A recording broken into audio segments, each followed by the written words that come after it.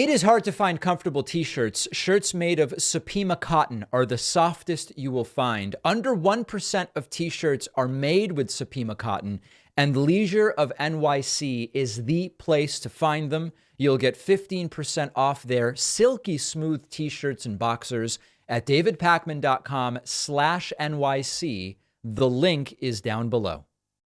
We're going to start today with the Supreme Court and more news of Supreme Court Justice Clarence Thomas's undisclosed freebies from wealthy pals, as Rolling Stone is calling them. There's really three stories here, and we're going to talk about all three.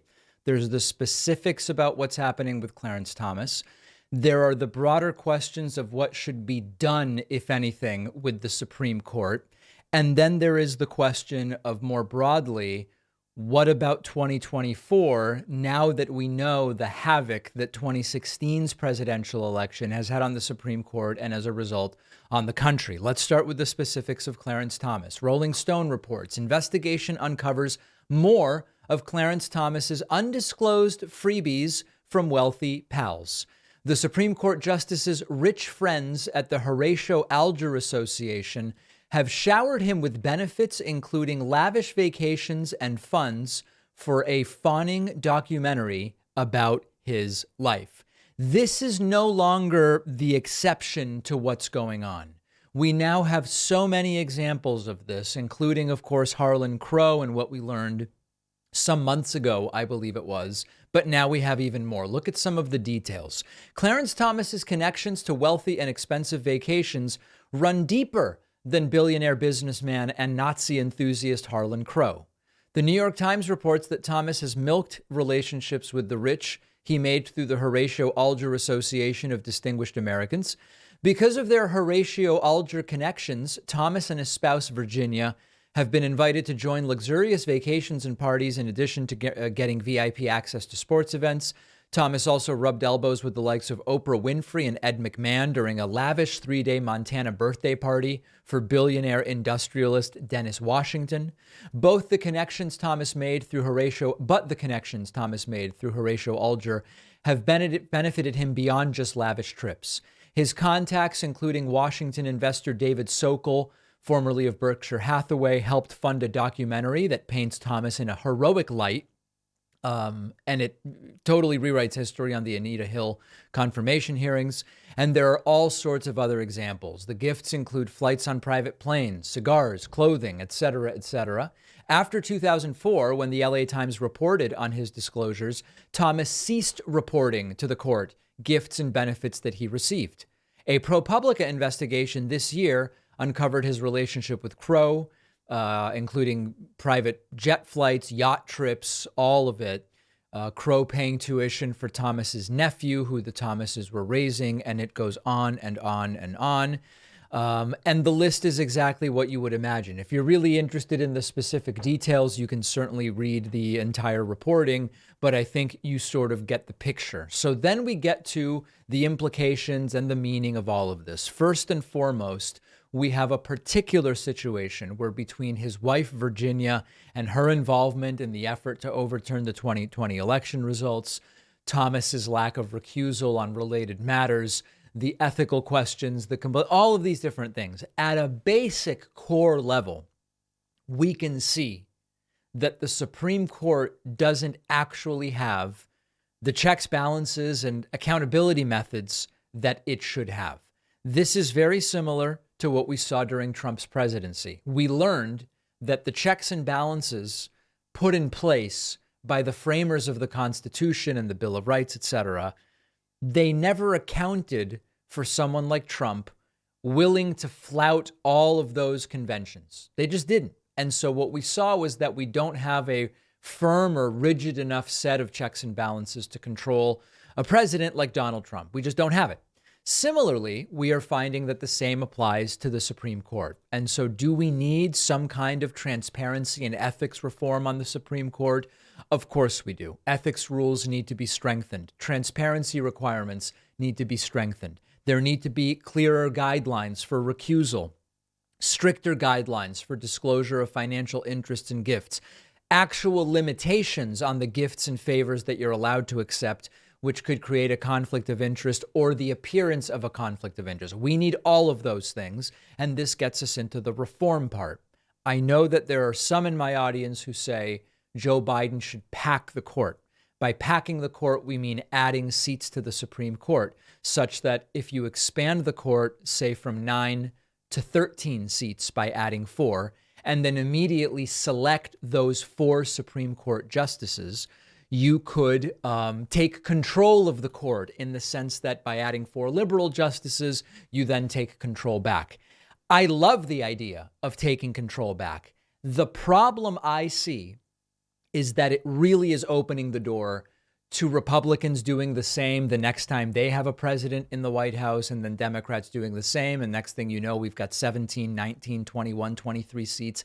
It doesn't seem to me like really the path forward just because Biden can get away with it right now. Now, if Biden did it and we got a more liberal Supreme Court and we got some good decisions, would I complain? Of course I wouldn't complain, but I question its viability as a long-term strategy. What I would like to see, in addition to the transparency and ethics reform I just mentioned, includes term limits on the Supreme Court. I believe we should have term limits for Supreme Court justices. We have 9 justices. You figure out the math of it, figure out the term limits, figure out the cadence, and then you know in advance, instead of wondering, okay, if Trump beats Hillary, he might get 1, 2, or 3 justices. We would know exactly the number that the next president would get. It might make it more concrete when we talk about the importance of voting for the right president based on Supreme Court selections, which I will get to in a moment. So I believe term limits would be a great thing to do. Balanced representation is also an interesting idea. I'm not talking about you need a black woman and an Asian dude and then a person in a wheelchair. I'm not talking about that. I'm talking about ensuring or requiring that you need a certain number of justices from different legal backgrounds. So you could say, well, you must have a justice whose background is civil rights, public defense, public interest law, or whatever the case may be. This would widen the perspective on the court. I think that that's a useful reform, and there are others. Would I be glad for Joe Biden to add 4 justices and take control of the court? Sure. Do I think it's the long-term solution? I don't. Lastly, let us again remember, we would not be in this mess. I mean, Clarence Thomas would be on the court, but what I mean is we would not have one of the most right-wing courts in decades overturning Roe v. Wade, making the decisions they've made with regard to voting rights and so many other things if Hillary Clinton had defeated Donald Trump in 2016. I don't say that to lay blame. I don't say that for any reason other than there's another election coming up in 16 months, 11 and 12, 16 months, 15 and a half months. This is happening again.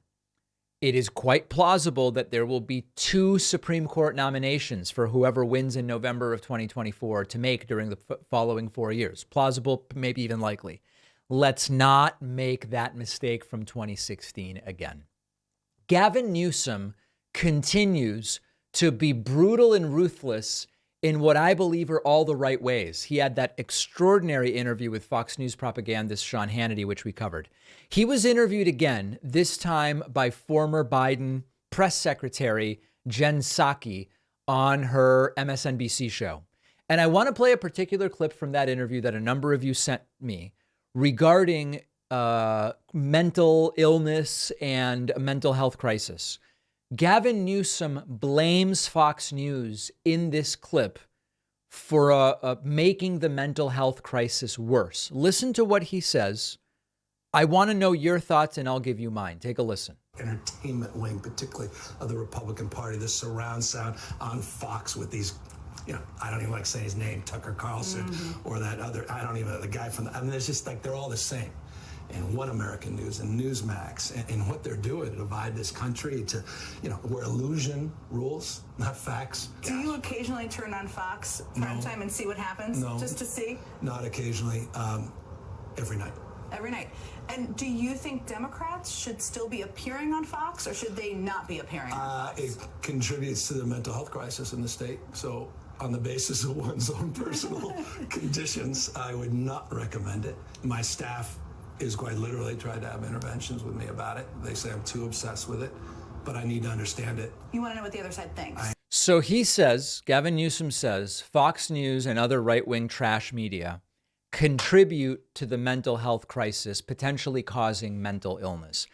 Is that just a funny line, or is it actually a real possibility? Well, there's a number of ways in which he may actually be onto something. There is an argument that by exposing viewers to misinformation and fear-mongering and fomenting polarization based on lies and being scared of scapegoats that they establish, that they are actually changing the perception of reality that their viewers have, and that this thus affects their emotional well-being and social relationships and makes Fox viewers more prone to anxiety, depression, paranoia, potentially activating a latent mental health issue like schizophrenia or whatever the case may be.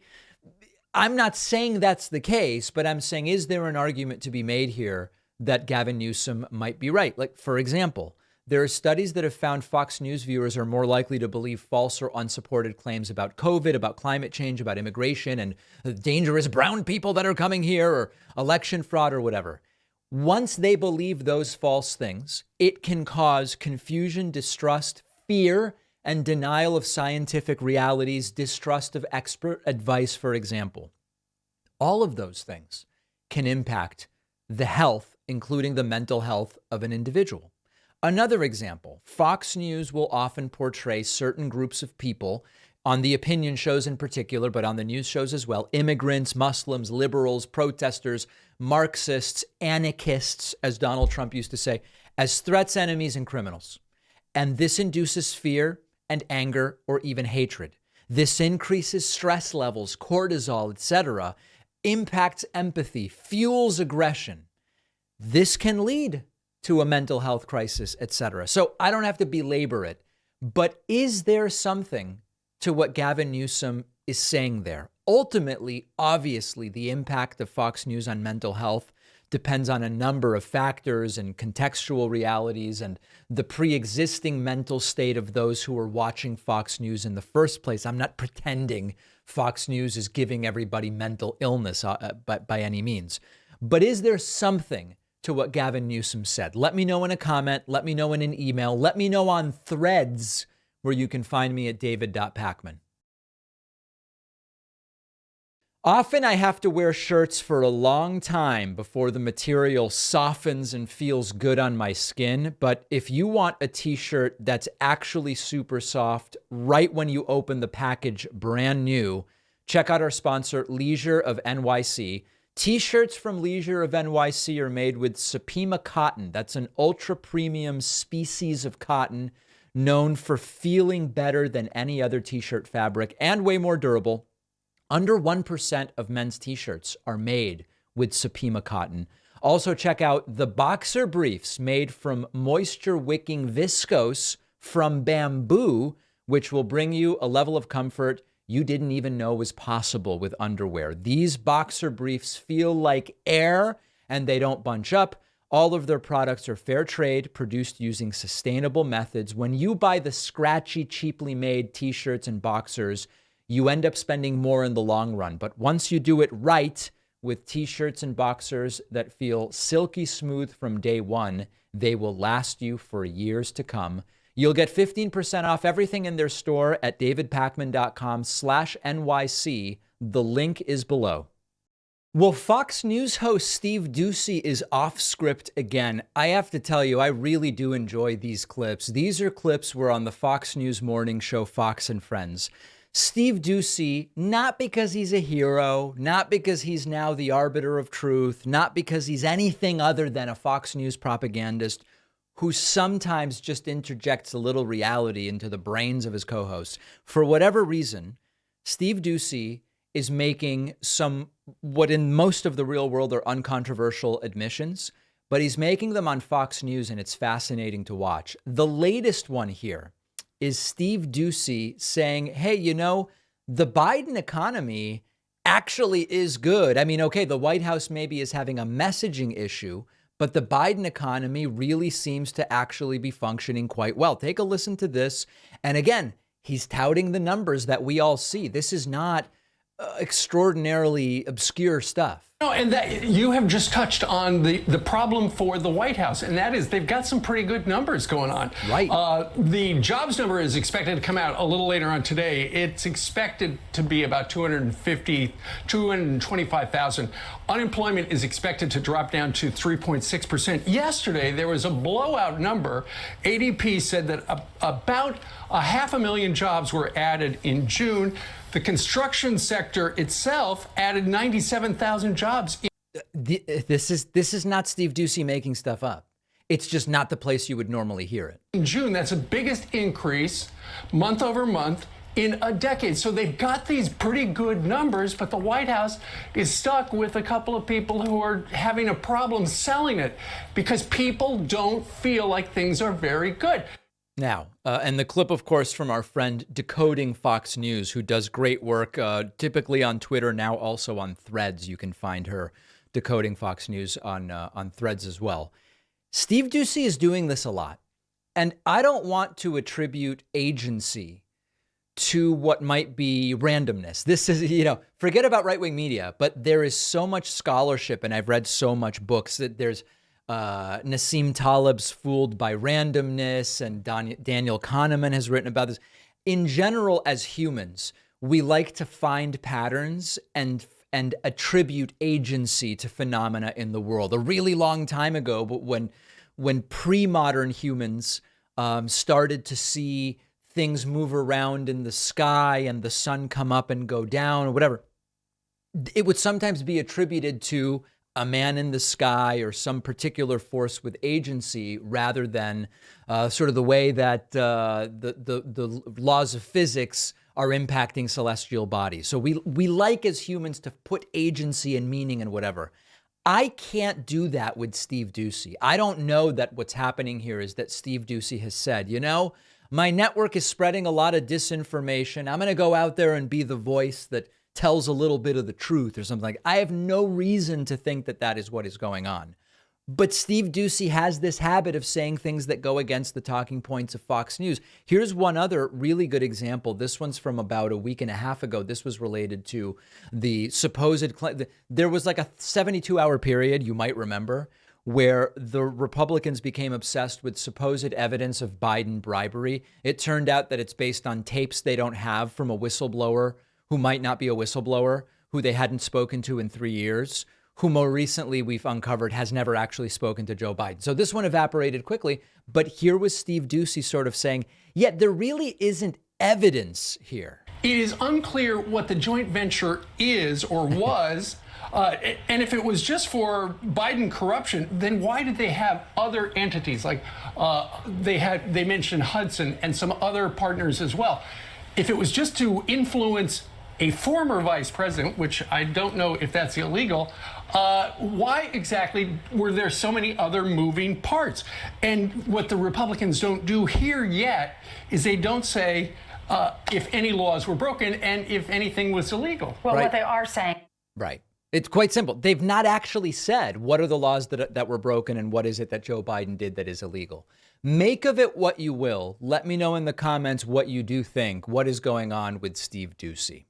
The failed former president, twice impeached, twice indicted, twice arrested, is facing a nightmare scenario related to Arizona because top Republicans are now cooperating with Special Prosecutor Jack Smith. This is, if you were Trump and you were hoping that the indictments and the arrests would stop at 2, but then you saw, okay, so like there's the riot thing from Jack Smith. Okay, I might face federal charges. Okay, there's also the Georgia thing from Fani Willis. I might face state charges. There is now another scenario out of Arizona. Newsweek reports Trump faces nightmare scenario as top Republicans cooperate with Jack Smith. Former Arizona House Speaker Rusty Bowers has become the latest Republican to confirm they were interviewed as part of the federal investigation into attempts to overturn the 2020 election. Bowers previously testified to the January 6th committee that Trump and Rudy Giuliani called him to discuss a plan to appoint fake electoral officials to falsely declare that Joe Biden was defeated in several states. This is per CNN, according to what Rusty Bowers told the FBI. This is a major deal. This would confirm, if the testimony is trustworthy, and of course it was under oath, this would confirm that this was not random people in Arizona and Wisconsin and Georgia and Michigan saying, maybe we'll send some fake electors and just say, oh, actually it was Trump who won. It was Trump, not Joe Biden. If indeed Trump and Rudy Giuliani were on the phone with Rusty Bowers, the former Arizona House Speaker, saying, let's do this. Let's find different electors and send them and have them say I won. This is rising to a level of conspiracy, specifically in Arizona, that we did not previously know. Christine Adams, a former federal prosecutor and current partner with Adams, Durek, and Kamenstein, told Newsweek that Bowers speaking with the FBI shows federal prosecutors are conducting a thorough and careful investigation across several states. Could this lead to another series of federal charges against Donald Trump and potentially Rudy Giuliani? Sure. Could this, as we suggested last week, be opening up another wing of investigation related to state charges against Trump in Arizona? The answer is yes, of course. This news suggests to us that it's not just 3 potential indictments. It's not just 4 potential indictments that Trump could be facing. You are actually talking about 5 or even potentially 6 indictments, state and federal, against Donald Trump. This guy, Rusty Bowers, is no hero. He is doing what most normal people would do, which is tell the truth as you see it when authorities say you have things we want to know. And we don't hold him up as a hero for doing it, but we say at least he's doing his basic duty, which is these are very serious allegations. These are extraordinarily serious, unprecedented actions, alleged actions by a former president. You show up and you tell the truth. You don't do the Bannon thing. You don't try to get out of it. You show up and you tell the truth. We'll see what happens, but this could be getting very, very bad for Donald Trump. We're going to take a super quick break. Rosie O'Donnell joins me next. Don't forget that the best way to support the David Pakman Show is by becoming a member, which gives you access to the daily bonus show, the regular show with no commercials. You also get access to our entire archive of every episode dating back a really long time and plenty of other awesome membership perks. Go to joinpakman.com, joinpakman.com. Well, this is very exciting. Today, we have the great pleasure of being joined by Rosie O'Donnell, who needs no introduction. And so I won't even really do one, Rosie. I mean, I think that that's the most appropriate thing. I think you're totally right. I love to say they need no introduction, but in 1990, so it's good. Listen, to start with, where were you when in the 2016 primaries, Trump starts insulting you? Did you see that live, or did someone tell you Trump's talking about you right now? Well, it really started in 2007 when I was on The View, and he, went on like a 10-year or an 8-year tirade and went on all the shows. I think he was very shocked that someone said the truth about him on mainstream media, and he was determined to try to destroy my credibility or my, my who I am as a person by doing these barrage of insults. But I think the one you're talking about was with Megyn Kelly when she was yes. And he said, you call women cows and pigs and slobs. And he says, no, only Rosie O'Donnell. Right. I was watching it live. You were watching it live. And my kids were in the room with me. And they said, Mom, what, did he just say you? I go, yes, he did. And he's not only insulting me, he's insulting any woman that he doesn't think lives up to his standards of what a woman is. And that's the kind of person that this man is and why he's a danger to the world. And I knew that innately from when I was, if you grew up on Long Island, you knew the story of Donald Trump. He was not some man that Mark Burnett made him out to be. He was given to America in a way that was a fallacy. And I think that really stuck, and that was the beginning of the cultish like dedication that people have to the fantasy fiction of The Apprentice.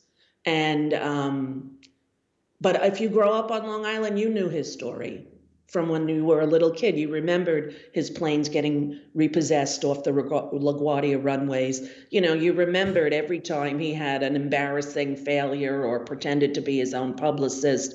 He was known as this kind of joke of a person. And when I took on telling the truth about him, he became obsessed. And so even though it seemed completely out of the blue when he brought you up in that situation with Megyn Kelly, you weren't shocked because you were aware of the backstory.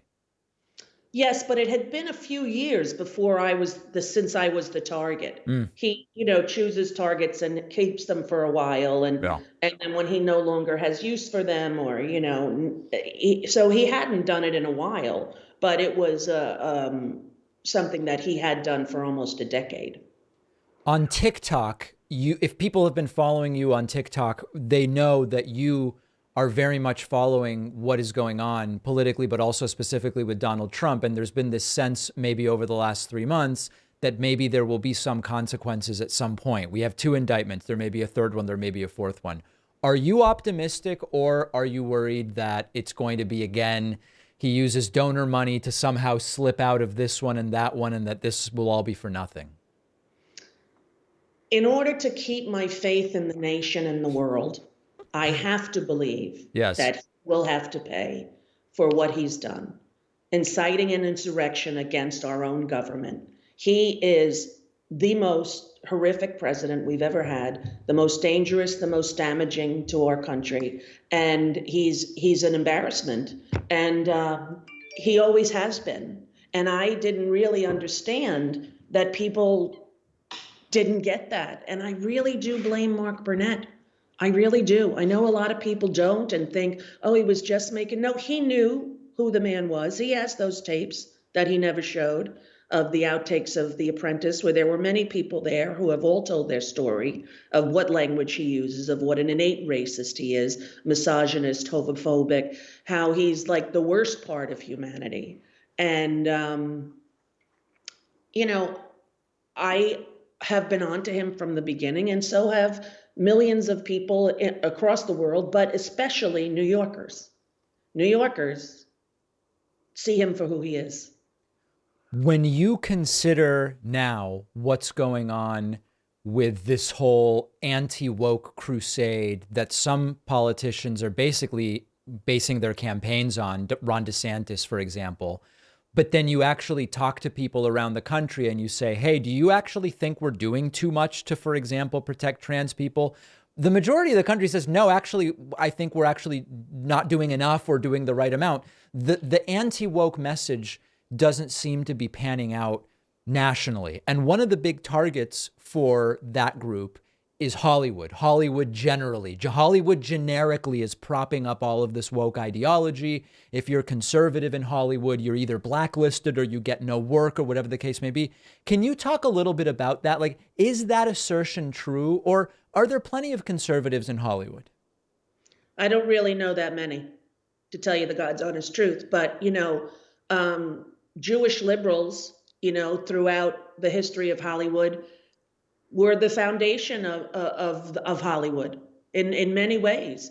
And I don't know that there are a lot of, let's say, right-wing conservative artists in general, right? I don't think that when you look for the pool of where are the artists coming from, and it's not going to be the Harvard Business School, right? So it's a different type of human. It's a different type of way of looking at the world. It's leading with compassion or leading with judgment, thinking people are expendable or that all people are equal. There's a big, harsh divide in that way. So, Tom Selleck, pretty conservative.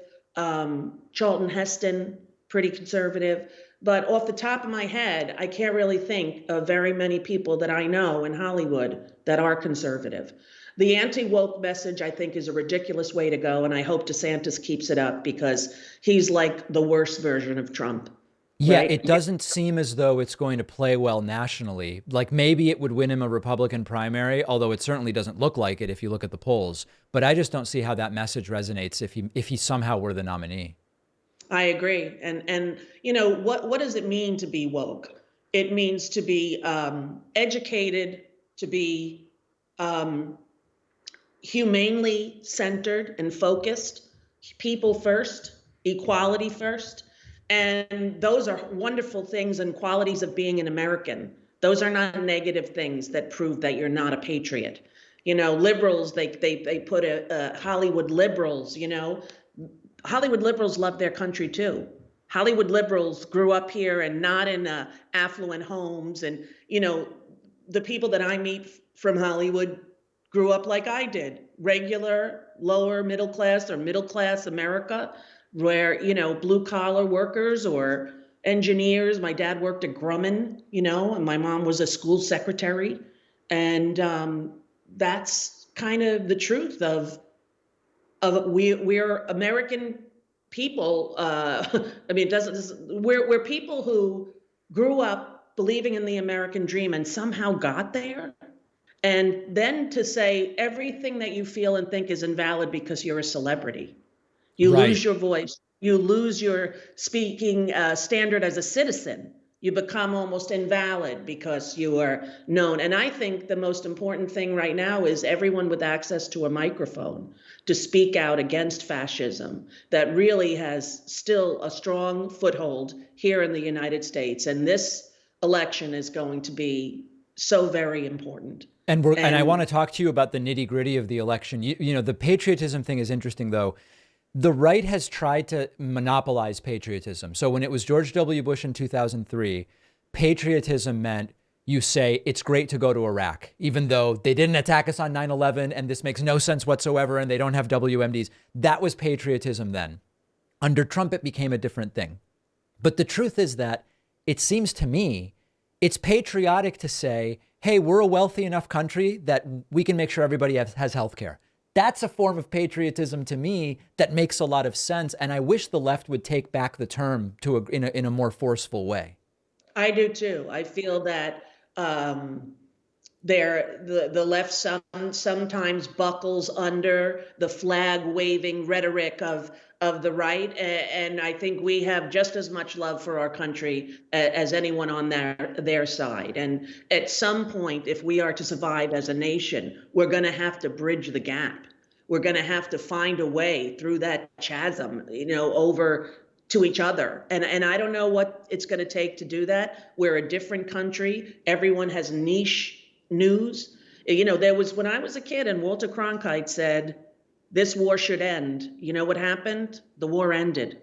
People believed in him. He wasn't owned by corporate interests. He wasn't trying to make a profit.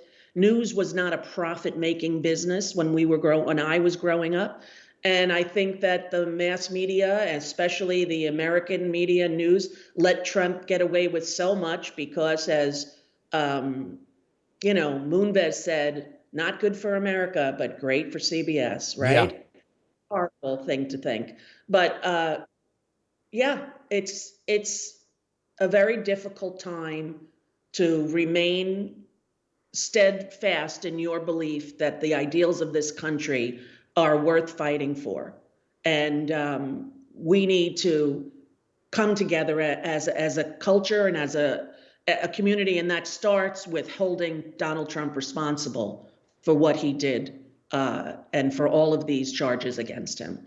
I don't know how you can look away and ignore 71 charges, indictments. I don't know how you can look away. I agree with you. I mean, so let's talk a little bit about 2024. We'll get to Biden, and I've seen a little bit in preparing for this conversation about the things you've said about Joe Biden. There is sort of a Democratic primary in the sense that Bobby Kennedy Jr. is running. He's polling about 15%, which is not zero. I mean, that's already something. For people who may or may not know your backstory, you were on Curb Your Enthusiasm. I know in 2011, although I don't remember if you were on other years. Yeah. Cheryl Hines, an actress on that show, is married to Bobby Kennedy Jr. During the pandemic, there was this crazy thing where he was talking negatively about vaccines. They had a holiday party and she said, you got to be vaccinated to go to the party. There was this kind of interesting thing that was going on. Now she supports his candidacy. What is your sense, maybe having been around her a little bit and seeing the dynamics of what's going on, what is your sense of this challenge to Joe Biden that Bobby Kennedy Jr. has mounted? I wish he didn't do it, because I think that any kind of third party that's going to take away from the much needed Democratic votes in order to save the country from a fascist ideology that we're already on the slope downward towards, we all have to stick together. And I hope that Bobby Kennedy would not do what he's done. Now, he has some pretty controversial opinions. He has some conspiracy theories, and I think he's a danger in many ways to the outcome that I and millions of others want, which is the Democrats to win. And I don't think he has any chance of really winning. Therefore, why do this at this time in our history? When it comes to Biden, I hope I'm correctly summarizing your view, which is that you respect Joe Biden, but would rather he not run for re-election at this time. Is that accurate? If I were a party, a Democratic Party, if I was connected to the Democratic Party, which I'm not, I know people might think, oh, you must know. I don't, just me talking. And I think that his age is a problem. I think that there should be age limits for how old you have to be you have to be 35. There should be an age limit at the top as well. And, many of us at Thanksgiving don't let our grandparents carve the turkey. So I would have gotten together with all the head honchos in the Democratic Party and said, what is the best way that we can win as a nation and continue the amazing work that Joe Biden has done. And I'm thankful for him for saving us from a second term of the worst president ever. I'm thankful for what he's done. And he's had really many more accomplishments than most first-term presidents. So I have nothing but respect and admiration for the work that he's done in his life and career, given his entire career to public service. But I do, inside of my soul, wish that we had a younger candidate that could take the baton and keep running the race for us. With that said, I'm riding with Biden. If that's the nominee, I'm 100% going to back him. But I do think, as a Democratic Party, they should really be sure that this is the choice that will work best for the long run. Is there somebody right now that you actually find exciting within the Democratic ranks? Someone that I keep talking about is Gavin Newsom, not because he's perfect. That's who I think too. Not because he has no skeletons in his closet, not because he's the most progressive, but he seems to understand the sort of ruthless attitude that is required at this point to face off against what the Republican Party has become. Yes, I agree. I love when he gives impromptu speeches to a reporter in the street and he speaks from his heart and he's not on script. This man has a charming countenance and he is very intelligent, although he did marry that Trump wife. That's weird. When I think about that, it's like, yeah, he did the French laundry dinner during COVID and that looked really bad. But the Kimberly Guilfoyle marriage is just very strange to me. Me too. Like, you don't want to judge people by, God knows, I've been divorced twice. I'm not saying that, but it makes me wonder. It gives me pause. One of the things that gives me pause about him is that. And I think, is that even fair? That's what but his wife now is like unbelievable. And so, intelligent and articulate and working for the right causes and as an abuse survivor. And I mean, she's had some very impressive speeches. I've listened to her. And I believe in Gavin Newsom. I believe when he came out and said, no, this is not right, that gay people cannot get married, I'm going to marry gay people. And thanks to Gavin Newsom's courage, I went and got married right then on the steps and we'll never forget what that meant to me and my family and to so many others, and why I thought it was very important at that time to do it, right? I felt like if you're going to line people up, line me up. I want my equal rights too, So I would go with Gavin Newsom. If it were me, I would push to sort of, but no, who's going to say, Gavin, nobody should challenge Joe Biden if Joe Biden isn't ready to say that he's ready to go. But I often don't know when we get older if we realize how different we are in terms of our capacities, because, I'm 61, and the other day I couldn't think of Robert Downey Jr.'s name. I'm going, come on, he played Chaplin. Come on. And I'm 61, right? Yeah. So there are just real things about aging that, are concerning, although I'm very grateful for Joe Biden. Last thing I want to ask you about, you mentioned marriage equality. Over the last couple of years, obviously with the overt transphobia and the focus at every right-wing event and Trump's speech about so-called men and women's sports and all of these things that are going on, certainly we've seen that there has been this shift of scapegoating towards the trans community. But even more broadly than that, do you think that some of the progress that has been made culturally, not legally, but culturally, when it comes to equality and respect and LGBT rights, do you think we've lost a little bit of it insofar as when you see these right-wing events lately, they really seem energized when the speakers say something transphobic or homophobic? At CPAC, the biggest applause lines for Cruz and Trump and others were when they touched those topics, standing ovations, people just loving it. Do you feel like after a bunch of progress, the last few years has seen a little bit of a loss of ground?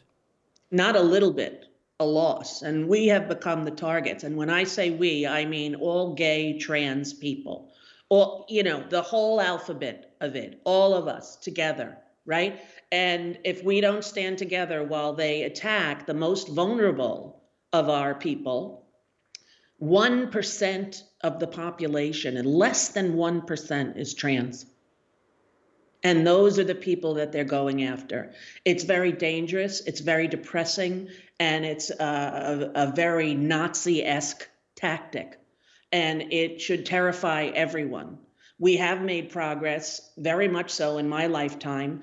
The concept as a little girl who was 10 and knew she was gay, thinking that she could become a famous entertainer and be gay. There were none that were out and get. There was, maybe when I was 13, Elton John came out and it was a big thing, and who was going to still buy his records? And, but I was raised on a strong foundation of feminism.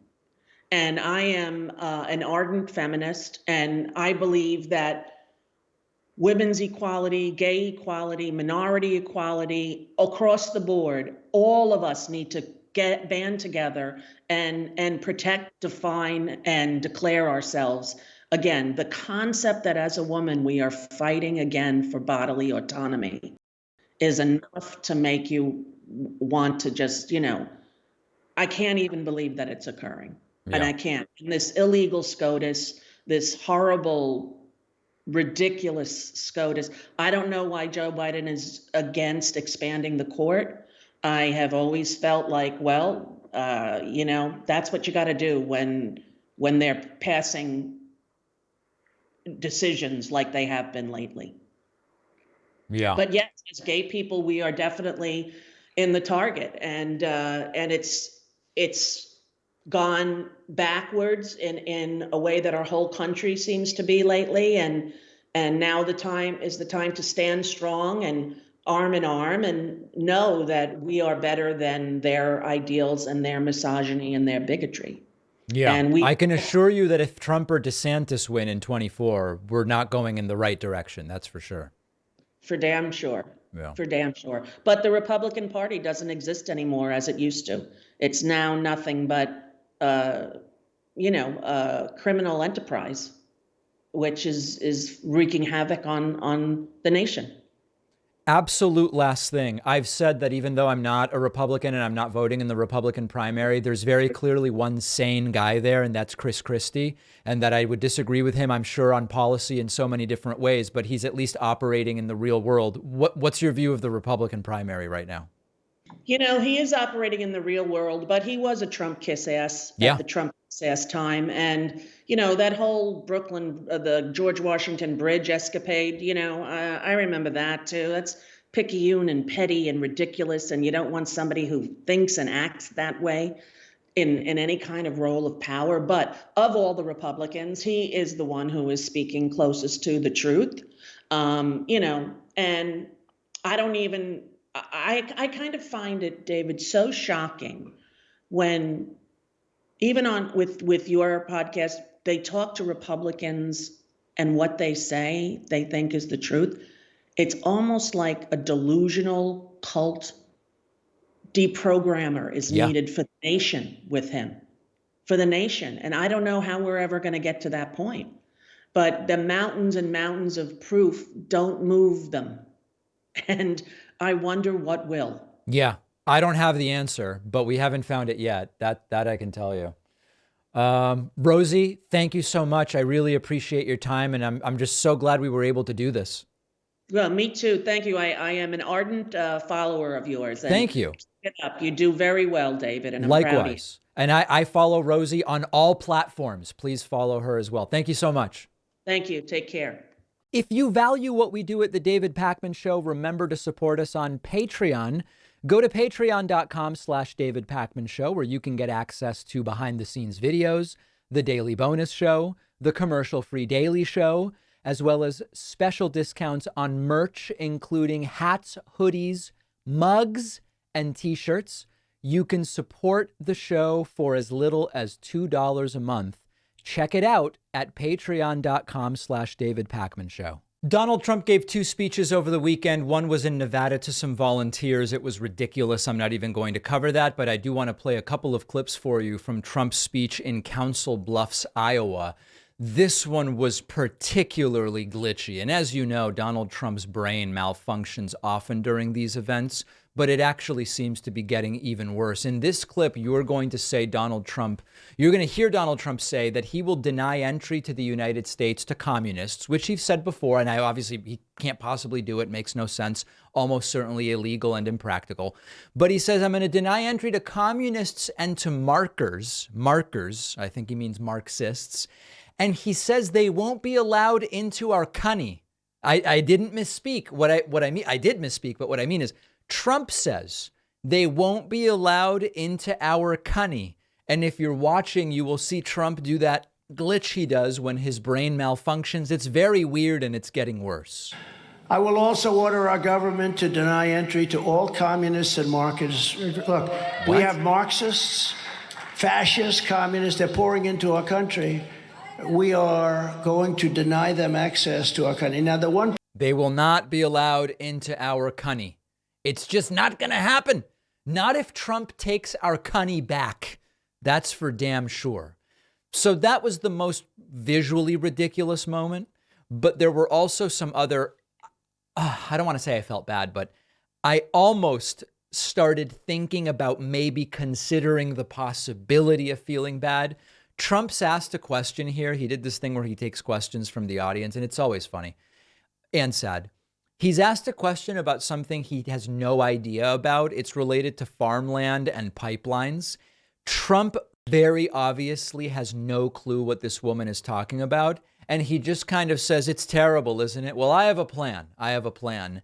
No connection to the subject matter whatsoever. I'd like to know how you can help us in Iowa save our farmland from the CO2 pipeline. Yeah. Well, we're working on that. And we had a plan to totally, it's such a ridiculous situation, isn't it? We had a plan to do what? It's ridiculous. But we had a plan, and we would have instituted that plan, and it was all ready. But we will get it back. If we win, that's going to be taken care of. That will be one of the easy things we do. Yep. Hey, how will you fix this thing? Oh, well, it's terrible what's going on. We had a plan. If we win, we're going to do it very quickly, and it's just horrible what's going on with that. But we have a plan. You know that, don't you? This is what you say when you quite literally have no idea what the subject matter is that you're being asked about. Trump then made the false claim that in blue states, you can murder children.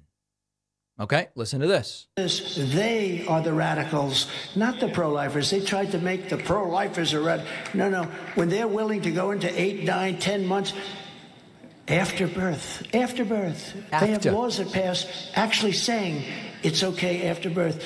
They are the radical ones. And this is an issue, if properly spoken about, it's because nobody wants to see that. It's not happening. It's not true that blue states have legalized killing children. After a period of time, many people right from the beginning, but nobody wants to see after 4 months, 5 months, 6 months, death, termination. Nobody wants to see it. Okay. So Trump, of course, just lying about the situation with abortion rights. And in fact, abortion rights have been curtailed dramatically as a result of the overturning of Roe v. Wade. We're already seeing it in a number of different states, and it's disgusting and horrifying. Lastly, Trump with a little bit of projection. He's talking about Joe Biden, but you'd think that this is actually about Trump. We have a president of the United States who's a stone cold, corrupt thief. Oh. And wow. Who's willing to arrest his opponent. Okay. Of course, Biden, no involvement that we know of with the arrest or indictment of Donald Trump. And if we want to talk about corruption and criminality, Trump's the guy who now has, 70 charges against him in total across 2 indictments.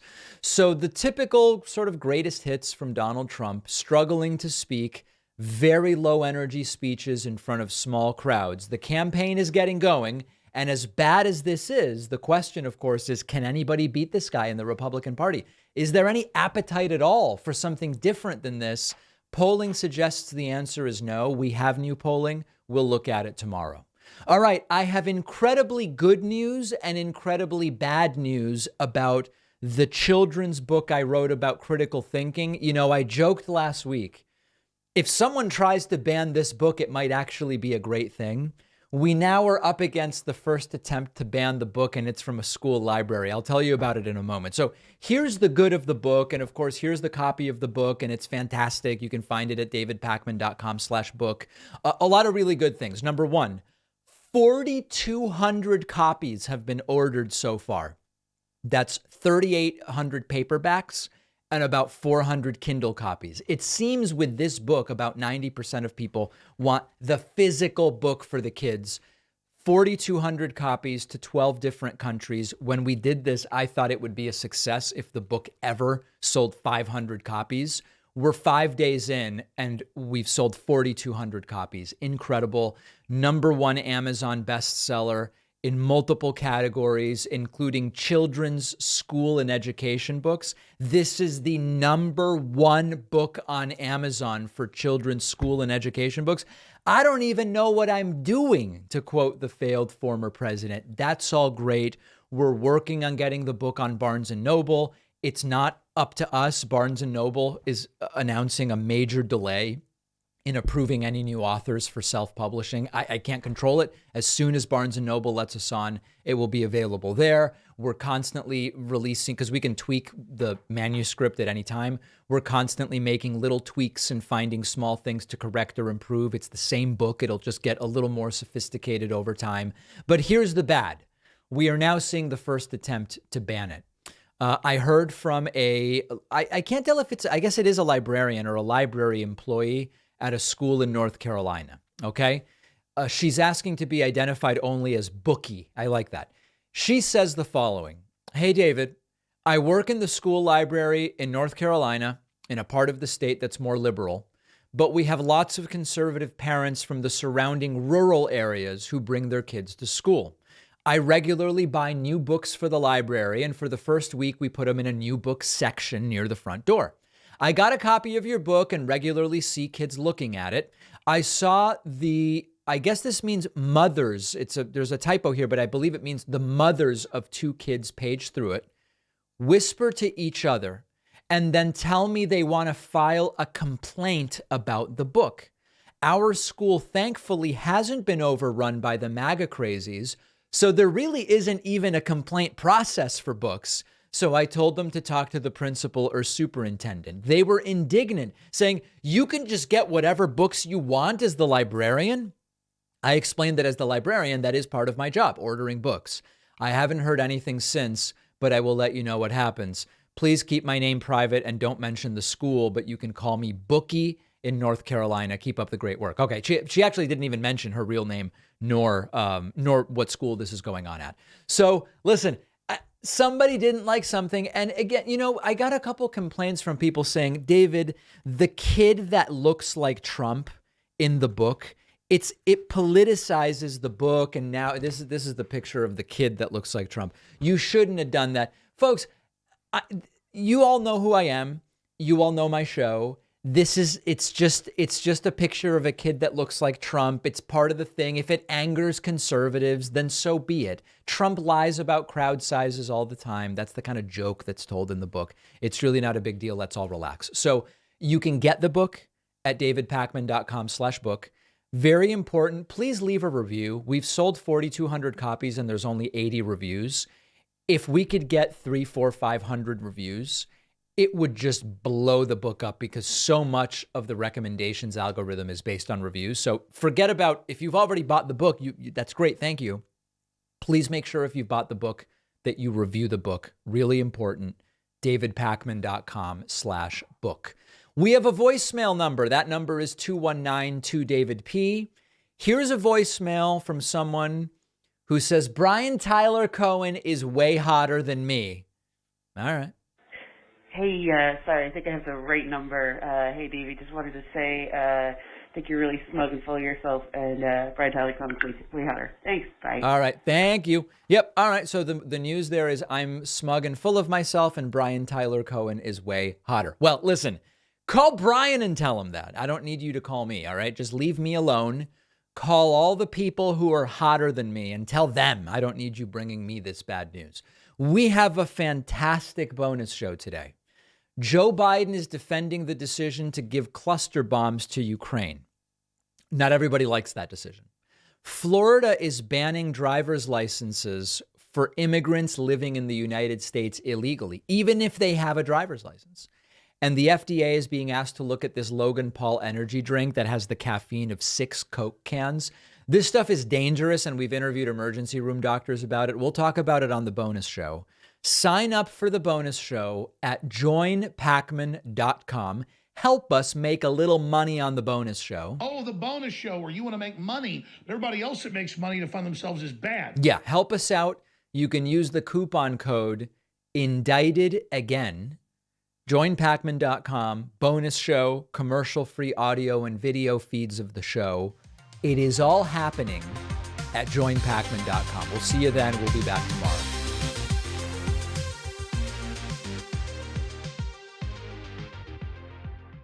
Thanks a lot for watching today's show. I just want to take a second to tell you about today's sponsors. It is hard to find comfortable t-shirts. Shirts made of Supima cotton are the softest you will find. Under 1% of t-shirts are made with Supima cotton, and Leisure of NYC is the place to find them. You'll get 15% off their silky smooth t-shirts and boxers at davidpakman.com/NYC. The link is down below.